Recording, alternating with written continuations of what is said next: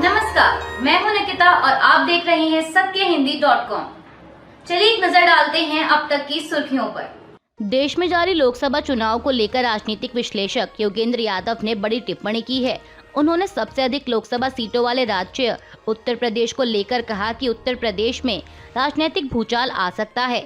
योगेंद्र यादव ने एक्स पर लिखा कि मेरठ से बनारस तक 15 संसदीय क्षेत्रों में सैकड़ों ग्रामीण मतदाताओं से बात कर यह साफ है कि सभी जगह सभी जातियों में बीजेपी का वोट खिसक रहा है। 70 तो छोड़िए, बीजेपी के लिए 60 सीट बचाना भी नामुमकिन है। मुझे तो 50 भी नहीं दिख रही। उन्होंने आगे पॉइंटर्स में कारण बताते हुए लिखा कि मोदी के प्रति गुस्सा नहीं, उदासीनता है। उन्हें राशन का श्रेय मिलता है, लेकिन इस पर उनके नाम पर वोट नहीं पड़ेगा। मोदी की तुलना में योगी ज्यादा लोकप्रिय हैं। उन्हें गुंडागर्दी खत्म करने का श्रेय मिलता है। बीजेपी के अधिकांश सांसदों और स्थानीय नेताओं के खिलाफ बहुत गुस्सा है। वोटर के मन में महंगाई और बेरोजगारी है। गांव में छुट्टे जानवर सबसे बड़ा मुद्दा है। बहुत से वोटर्स परिवर्तन चाहते हैं, क्योंकि अगर तीसरी पंचवर्षीय में आ गए तब तो तानाशाही शुरू हो जाएगी। कुल मिलाकर बीजेपी के वोटर में 1/4 कहते हैं कि इस बार उसे वोट नहीं देंगे। सपा और कांग्रेस का वोट कायम है। बीएसपी में मामूली गिरावट है, लेकिन वो बीजेपी को नहीं जा रहा। योगेंद्र यादव ने अपने ट्वीट में आगे ये भी लिखा कि अभी सिर्फ 16 सीटों पर वोट पड़े हैं और स्थिति बदल सकती है, लेकिन फिलहाल तो हर दिन स्थिति बीजेपी के लिए विकट होती दिखाई दे रही है। उन्होंने एक नोट भी लिखा जिसमें ये कहा गया है कि यह कोई एग्जिट पोल या जादुई सर्वे नहीं है। आप खुद इसकी जांच कर सकते हैं। कहीं भी गांव देहात में जाकर पूछिए कि पिछली बार किसे वोट दिया था और इस बार किसे देंगे। सुप्रीम कोर्ट ने वीवीपैट के 7 ईवीएम के वोटों के 100% सत्यापन की मांग करने वाली सभी याचिकाओं को खारिज कर दिया है। फैसला सुनाते दौरान अदालत ने बैलेट पेपर की मांग को भी खारिज कर दिया। जस्टिस संजीव खन्ना ने कहा कि हमने सभी याचिकाओं को खारिज किया है, क्योंकि लोकतंत्र अपने विभिन्न स्तंभों के बीच सद्भाव और विश्वास पर आधारित है। इस पर कोर्ट का रुख साक्ष्यों पर आधारित रहा है। वहीं जस्टिस दीपांकर दत्ता ने फैसला सुनाते हुए कहा कि किसी प्रणाली पर आंख मूंदकर संदेह करना सही नहीं है। इसलिए हमारे अनुसार सार्थक आलोचना की आवश्यकता है, चाहे वह न्यायपालिका हो, विधायिका आदि हो। लोकतंत्र का अर्थ सभी स्तंभों के बीच सद्भाव और विश्वास बनाए रखना है। विश्वास और सहयोग की संस्कृति को बढ़ावा देकर हम अपने लोकतंत्र की आवाज को मजबूत कर सकते हैं। साथ ही अदालत ने आगे ये भी कहा कि अगर कोई प्रत्याशी वेरिफिकेशन की मांग करता है तो उस स्थिति में इसका खर्च उसी से वसूला जाए, और अगर ईवीएम में कोई छेड़छाड़ मिलती है तो उसे खर्चा वापस किया जाए। लोकसभा चुनाव के सेकंड फेज के लिए मतदान करने पहुंचे साउथ इंडस्ट्री के अभिनेता प्रकाश राज ने बेंगलुरु में मतदान केंद्र पर अपना वोट डाला। वोट डालने के बाद उन्होंने एएनआई से बात करते हुए कहा कि मेरा वोट मेरे अधिकार के लिए है। मेरी शक्ति है चुनने के लिए है कि कौन मेरा प्रतिनिधित्व करेगा, संसद में मेरी आवाज कौन बनेगा। उन्होंने कहा कि एक उम्मीदवार चुनना बहुत महत्वपूर्ण काम होता है, आप जिस पर विश्वास करते हैं। अभिनेता ने कहा कि मैंने उस उम्मीदवार को वोट दिया है जिस पर मैं विश्वास करता हूं। मैंने नफरत और देश को बांटने वाले लोगों के खिलाफ वोट किया है। उस नफरत और विभाजनकारी राजनीति के खिलाफ वोट किया है जो हमने पिछले दशक में देखी है। मैंने अपने निर्वाचन क्षेत्र से एक अच्छे प्रतिनिधि को वोट दिया है। देश में हो रही दूसरे चरण की वोटिंग के बीच राजनीतिक दलों ने तीसरे चरण के लिए अपनी तैयारियां तेज कर दी हैं। इसी कड़ी में प्रधानमंत्री मोदी ने पश्चिम बंगाल के मालदा में एक चुनावी रैली को संबोधित किया। इस दौरान उन्होंने राज्य की ममता सरकार पर हमला बोलते हुए कहा कि केंद्र का पैसा राज्य सरकार के मंत्री ही खा जाते हैं। इसके अलावा पीएम मोदी ने नागरिकता संशोधन कानून यानी सीएए को लेकर भी राज्य सरकार पर निशाना साधा। उन्होंने कहा कि यह कानून नागरिकता छीनने का नहीं बल्कि नागरिकता देने का कानून है, लेकिन फिर भी टीएमसी जानबूझकर अफवाह फैला रही है। यही इंडी गठबंधन का असली चेहरा है। प्रधानमंत्री ने आगे कहा कि मैं आपको इस गठबंधन की एक और सच्चाई बताता हूँ। इस गठबंधन के लोग महिलाओं, आदिवासी और गरीबों के खिलाफ एक खतरनाक कानून बनाकर लाना चाहते हैं। इस कानून के तहत ये हर किसी की संपत्ति की जांच कराने का ऐलान करेंगे। कांग्रेस का इरादा है कि जिसके पास जितना पैसा, सोना चांदी होगा उस पर कब्जा कर लिया जाए और उसका एक हिस्सा बांट दिया जाए। उन्होंने कहा कि देखिए, ये घोषणा कांग्रेस ने की है, लेकिन टीएमसी वाले एक शब्द भी नहीं बोलते हैं। ये लोग कांग्रेस के एजेंडे को मौन रहकर समर्थन कर रहे हैं। अल्पसंख्यकों को लेकर लगातार कांग्रेस को घेर रही बीजेपी ने एक बार फिर कांग्रेस पर निशाना साधा है।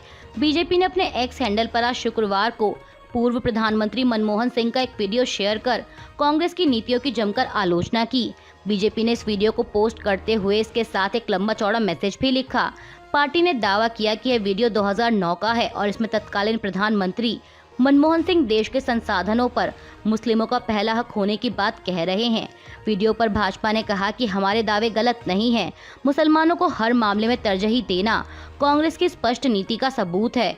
भाजपा ने आगे कहा कि वीडियो में मनमोहन सिंह कह रहे हैं कि जब कभी भी देश के संसाधनों की बात आती है तो अल्पसंख्यकों विशेषकर गरीब मुसलमानों का हक सबसे पहले होना चाहिए। गरीब मुसलमानों को देश के संसाधनों में प्राथमिकता मिलनी चाहिए। पोस्ट में आगे लिखा गया है कि यह वीडियो आरक्षण से लेकर देश के संसाधनों तक हर चीज में मुसलमानों को तरजीह देने की कांग्रेस की मानसिकता का सबूत है।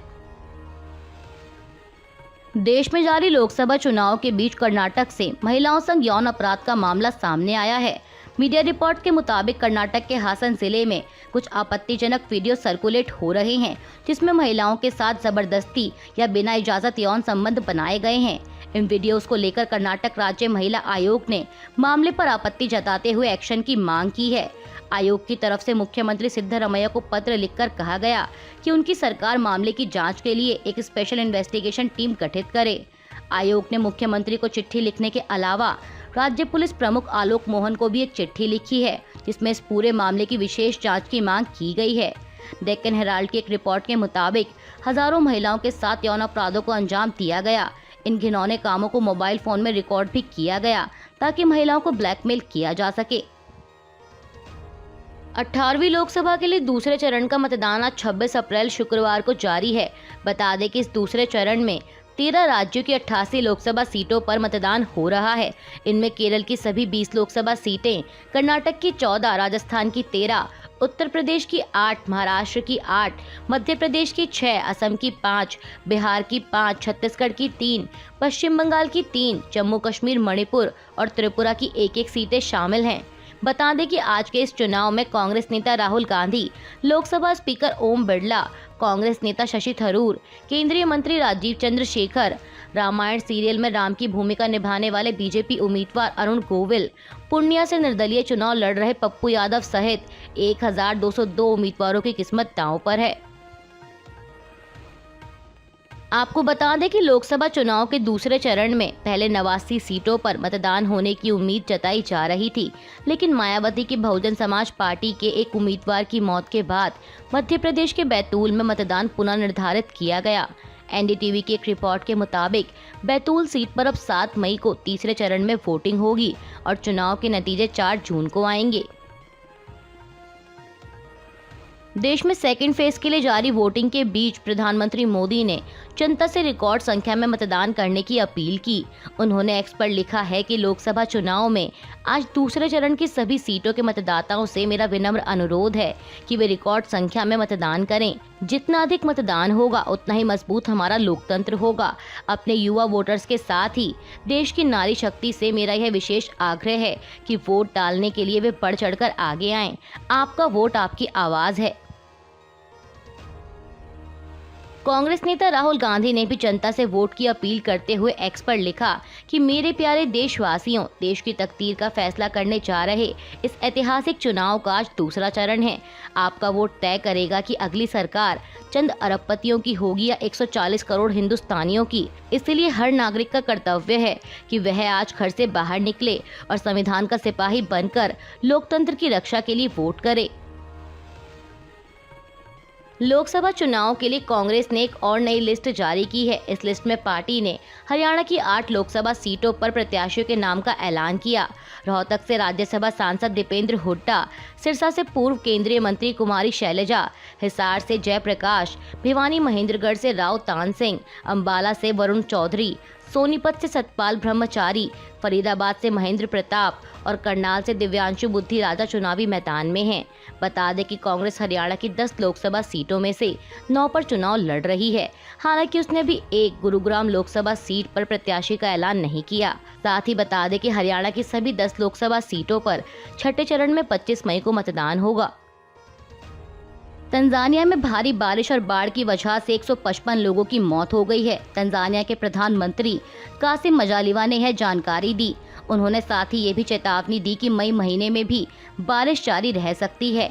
प्रधानमंत्री ने लोगों से बाढ़ प्रभावित इलाके छोड़ने की अपील की और बताया कि 2 लाख लोग और 51,000 से ज्यादा परिवार बाढ़ की वजह से प्रभावित हो चुके हैं। प्रधानमंत्री ने संसद में बयान देते हुए कहा कि जनवरी से अब तक भारी बारिश की वजह से 155 लोगों की मौत हो गई और 336 लोग घायल हुए हैं। तेज हवा और बाढ़ की वजह से देश के कई हिस्सों में भारी नुकसान हुआ है। इसमें फसलों की बर्बादी, सड़कों और रेलवे को हुए नुकसान शामिल हैं।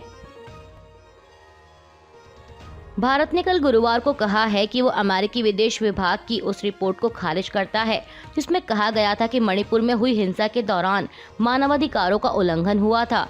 भारतीय विदेश मंत्रालय के प्रवक्ता रणधीर जायसवाल ने दिल्ली में पत्रकारों को बताया कि ये रिपोर्ट पूरी तरह से पक्षपातपूर्ण है और भारत की स्थिति को ठीक से नहीं समझती।